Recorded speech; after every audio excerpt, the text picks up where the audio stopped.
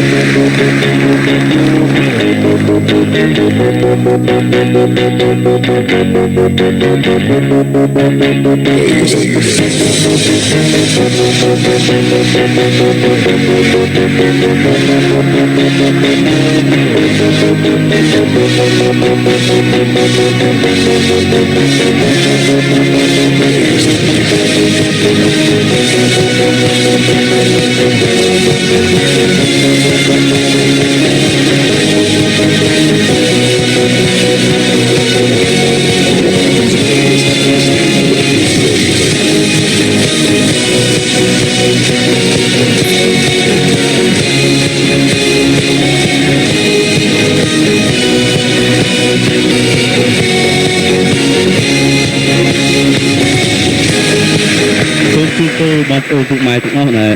ចូលឆ្នាំចាស់ហើយចូលឆ្នាំថ្មីសូមឲ្យបើសិនចូលឆ្នាំចាស់វាមានបញ្ហាឬក៏ចង្រៃអុកទុកអីសូមឲ្យទៅផុតហើយសូមឲ្យសុខនៅឆ្នាំ2015នេះបាទសូមអរគុណបាទ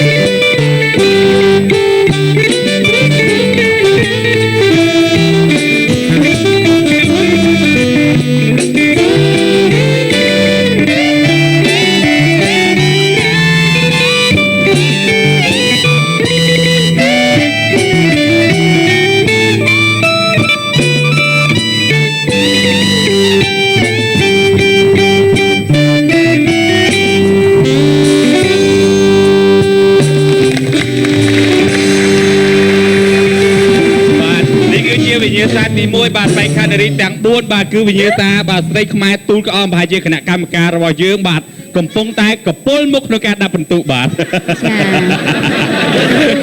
សម្រាប់គាត់ស្អាតអត់ចង់បានមុខដូចអត់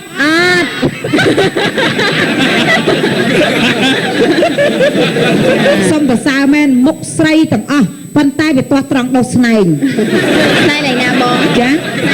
ពេលថាគោគេដុសស្នែងចេញមក2ចាតែចំពោះស្រីទាំង3ទាំង4ហ្នឹងគឺហៅថាដុសស្នែង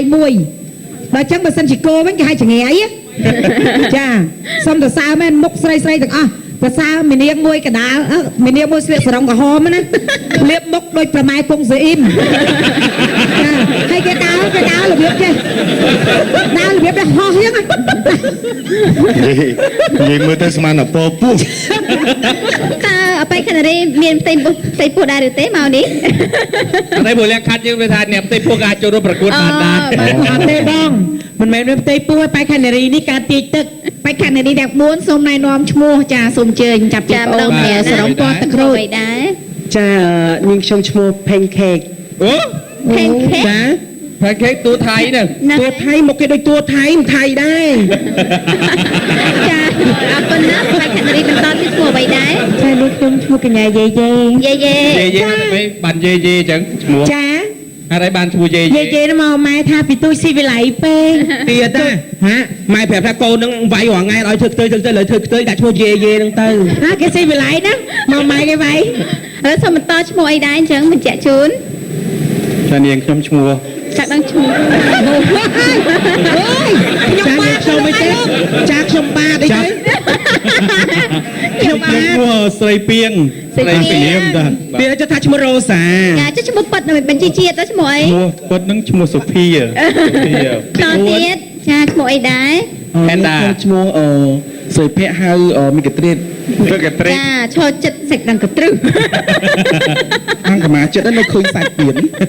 អង្គមាទេដូចកហោ